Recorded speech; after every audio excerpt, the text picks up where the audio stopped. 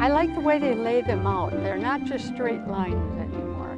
Blueberries will take about 5 years for a bush to ripen before you can get a viable fruit crop off of it. But this is the coneflower and very popular with bees. This is a weeping larch, deciduous, so it'll turn golden in the fall. The variety that we have, it's inspiring.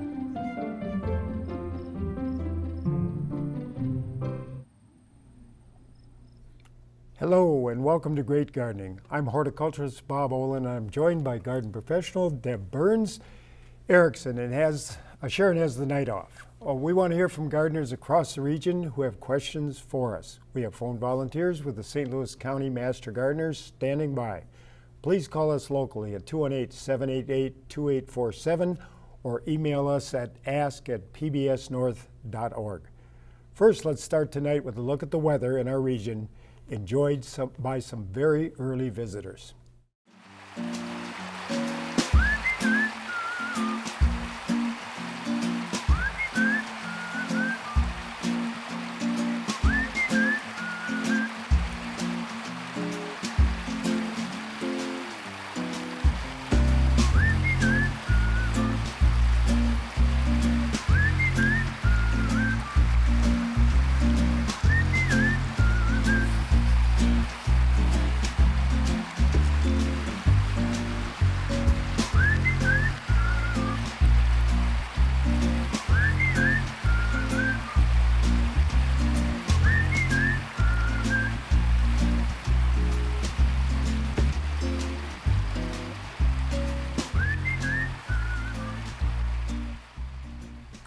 The American white pelicans have enjoyed some springtime weather along the St. Louis River as they migrate north. Wasn't it beautiful footage? It was great, and the music was awesome. It's in Chambers Grove right here in Duluth, so very appreciative of that. That means spring is on the way.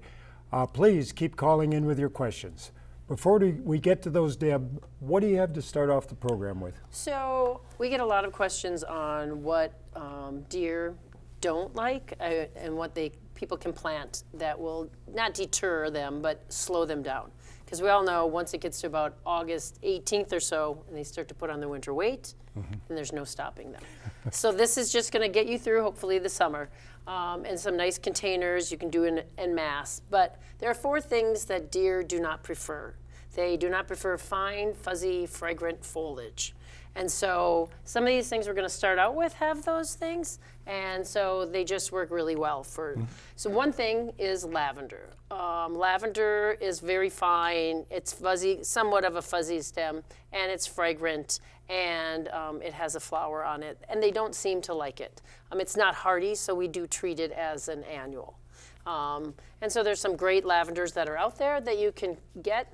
There's also, this is Lobularia, or it is also known as Alyssum, and it has a very fragrant scent to the flowers, and although the flowers kind of taste like broccoli, but so that's another one that's fine and fragrant. Then there is a kind of another class is like Ageratum. So this is Ageratum, and it has alkaloids, bitter alkaloids that they don't like, and they're kind of toxic to them. So you can do this in mass. Ageratum is beautiful, and they come in a few different colors and a few different sizes. So those are fun, and they're kind of fuzzy too. Another thing that they don't like, and this is just we get a lot of this from customers that tell us this, wax begonias. And I'm gonna guess there is some bitter compound to it because it looks like a hosta leaf. I mean, it's smooth, it's not really very fragrant, and I don't know, other than there must be something like an alkaloid or some kind of bitterness to it that they don't care for. And then there are Coleus. There are so many different Coleus, and they do not like Coleus. And I think it's a lot of the serration of the leaves. It's a lot of, I don't know if it's the color that bothers them at all, but it just, and they are in the mint family, so they have kind of square stems. I don't know if that all goes into why they don't like it, but they don't seem to. And they're gorgeous. Coleus are gorgeous. They come in every kind of color, and you can mix them in any kind of pot. You can do anything you want with them. And another great one that a lot of people tell us is Salvia. So salvia, this is a couple there's so many different salvias. The breeding is getting really fantastic on salvias, but the deer do not like those either. Again, it must be something in them that they don't prefer. And there's so many colors, and you can do so much with salvia. And then one other one that we also like is lantana. And lantana, I know why they don't like lantana. It's very fragrant, and it kind of smells like lemon or citrus. People either love lantana or they hate it. And we really like it just because it can do a good job of deterring. Another thing that I didn't bring, which is not the Foxglove, Digitalis also has the flavonoids or the alkaloids in them. And we've had customers tell us that actually, and I classify a lot of the Digitalis or Foxglove as an annual because a lot of them they're not hardy. But we've had people tell us that they will keep deer 2 feet away from them. So that must be something that is really bitter to them and that they know is going to get toxic for them, and they just don't like it. That's just great. Thanks, Deb. There's lots of good choices, lots of color there. People will opt for repellents. Now, the one thing we want to caution people a little bit about is keeping those repellents off many edibles.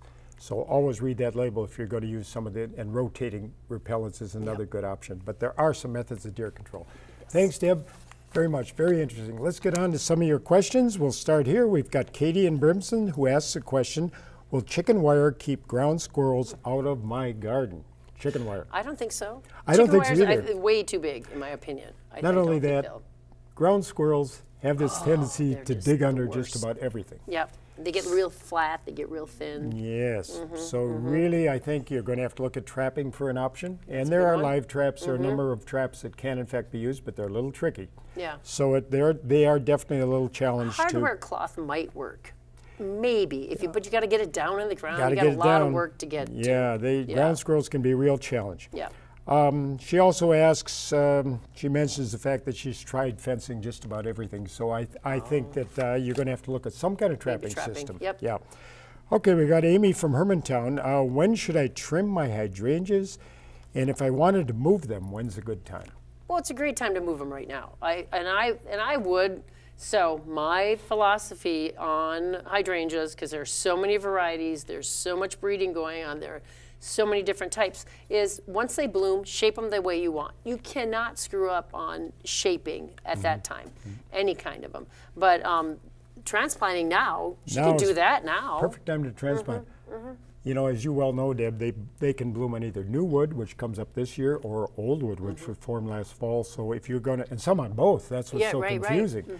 So you want to look at where those buds are and what's viable tissue. If it's old and dead, take it out. If not, cut it back to where you got good, lush green tissue. Right.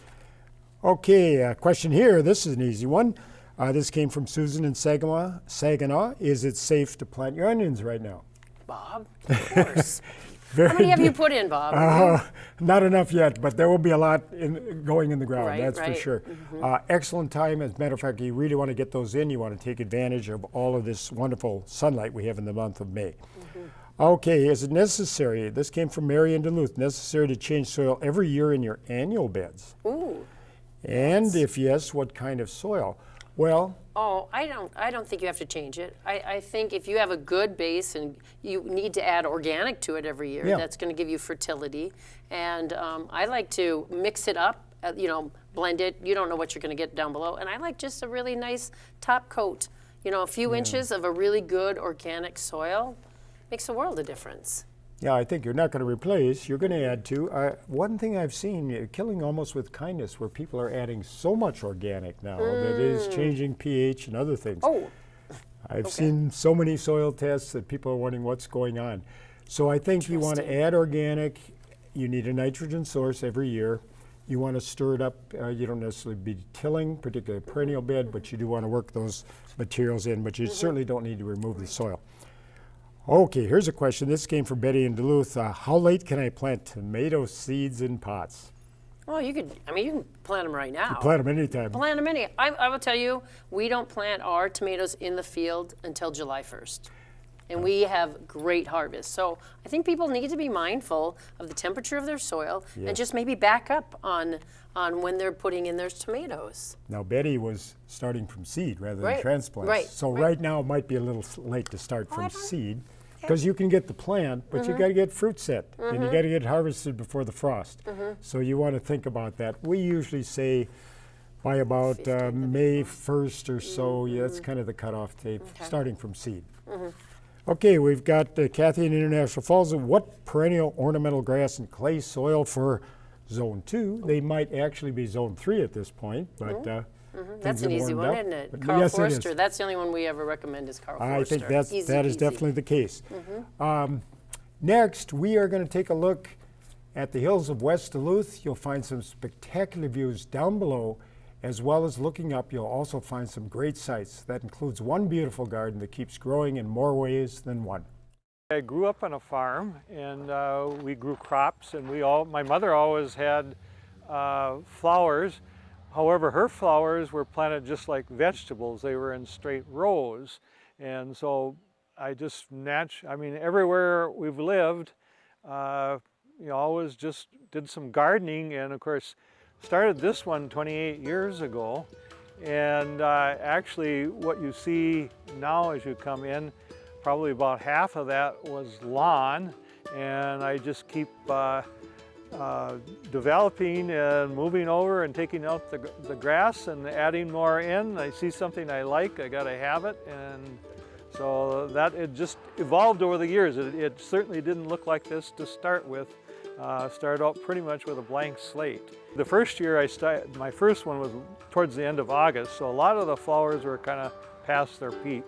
And then the second year, I moved it up about the first part of August, and that's really the peak in my gardens. This is my mother and dad's wedding picture, and that is the door off the original door off their two-room house is where I grew up. Well, it was later, it was an addition to it, but so that was their wedding picture. I've got a lot of, I call them memories. I got things here from my parents' farm, from my travels.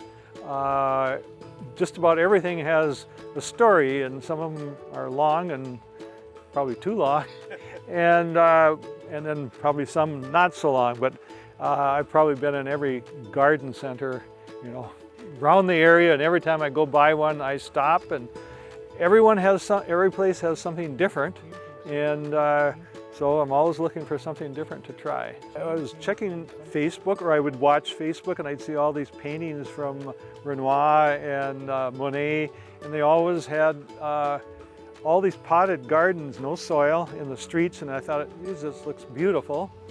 And then last winter I went to Puerto Vallarta and walked up with the area what they call Gringo Gulch, and I saw again the same thing.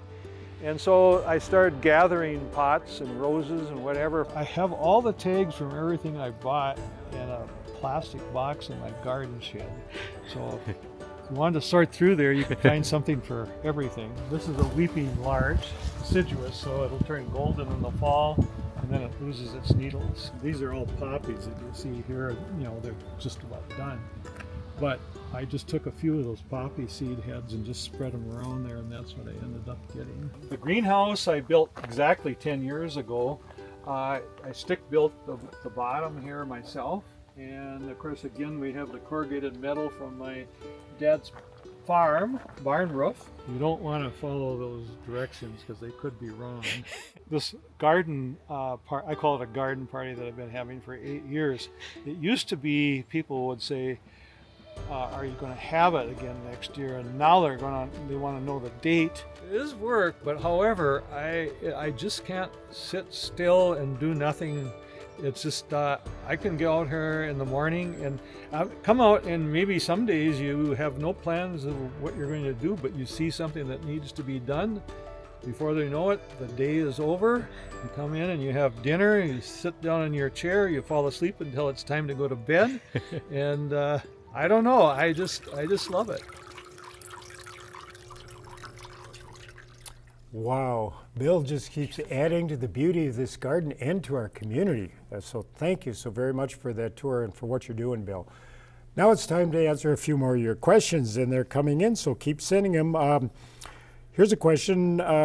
This is Mary from Holyoke. We want to plant evergreens to grow 15 to 20 feet. Suggestions to deter deer. I know what not to plant. Right. I think you want to stay away from the northern white cedar or arborvitae unless you really want to wrap and fence. Any thoughts?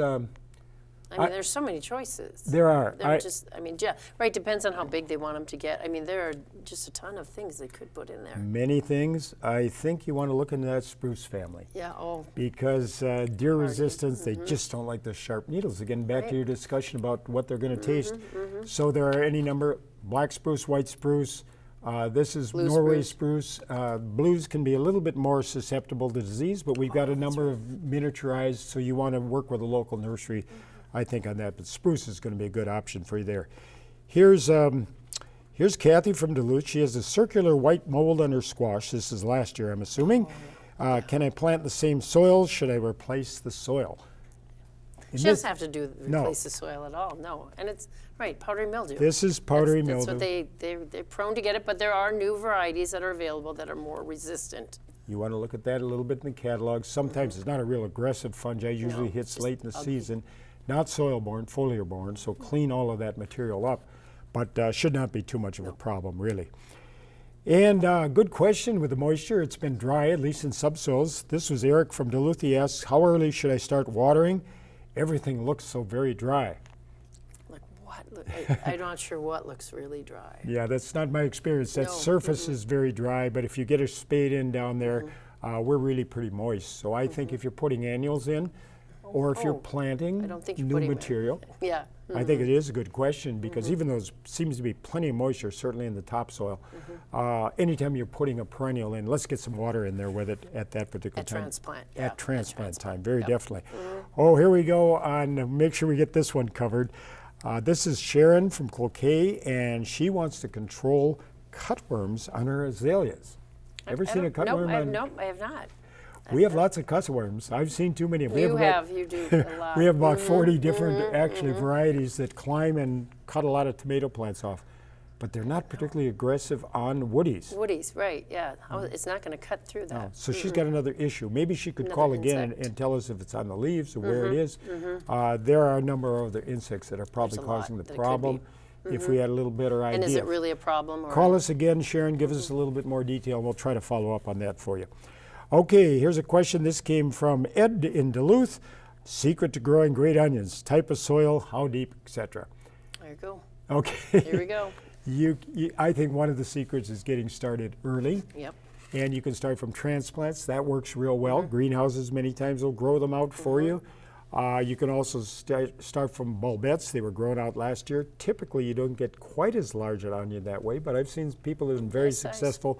Start early. They're shallow rooted. Make sure they have all of the moisture that they need down in that upper 2 to 4 inches. Keep the weeds under control. If you do all of those, big thing is weed pressure, weed pressure and adequate moisture as you go through the season. Okay, here's an individual. This is Joanne from Hibbing. She planted tomatoes from seed.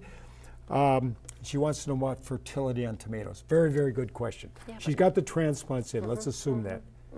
We don't want too much nitrogen. No. Because we get so much foliage that plant does not set the flowers and you don't get the fruit. Right. The objective is not big plants, the objective is fruit. So that's a very good question. High in phosphorus, high in potassium, very low in nitrogen. Okay, this is what I would like to share with you tonight. If I have this opportunity, we had so many questions over this spring series on rhubarb, and it is a great northern vegetable. It's not a fruit, it is in fact a vegetable. Great for us because it's very hardy. It originated in Siberia. It's very easily grown. It has very few pests. The deer don't even like it, Deb. I know. That's after it emerges a bit. They will nip those buds, but it's very nutritious. It contains a lot of soluble and insoluble fiber, potassium, vitamin K, and it's a very versatile food, provided you're adding enough sugar to it in many cases. But the culture is pretty easy. You can start from seed, and actually there's a lot of breeding work that's being done there. We're getting more and more different varieties, or the crowns. This is the underground rhizome. That's the easiest. You can cut those, you can move them.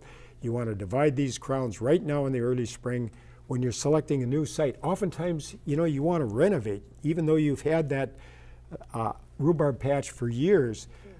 If you get in there and you open it up, you split the crowns, you'll be surprised at the vigor, the new vigor. So you want to select a site that has full sun, good drainage, and you want to eliminate some of the competing weeds. So don't hesitate. Here's those emerging. This is taken just today, and very, very good indication that we've got a good season ahead for rhubarb. And you can see the leaves now beginning to unfold. Here's a couple of tips. People ask about fertility. You want a fertile soil to begin with, but you want to fertilize only in the early spring. You want a nitrogen source, big leafy plants, so it needs plenty of nitrogen. Your choice, organic or synthetic or inorganic, either one, but let's cut that spread right now.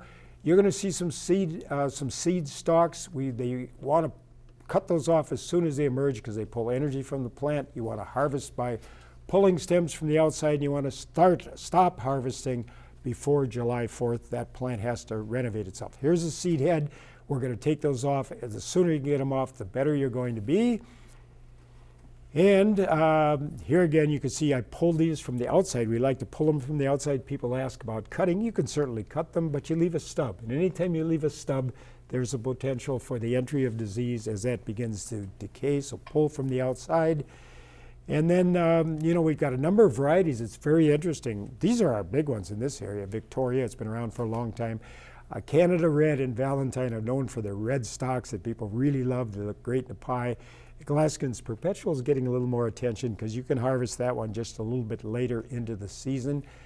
But if you look at Europe and England in particular, they've got literally hundreds of different varieties. But I think this is an underappreciated vegetable forest here. It's the nice red stems here, and this is the red stems on Canada Red, and this is Glaskin's Perpetual, which has a kind of a unique appearance in the stems.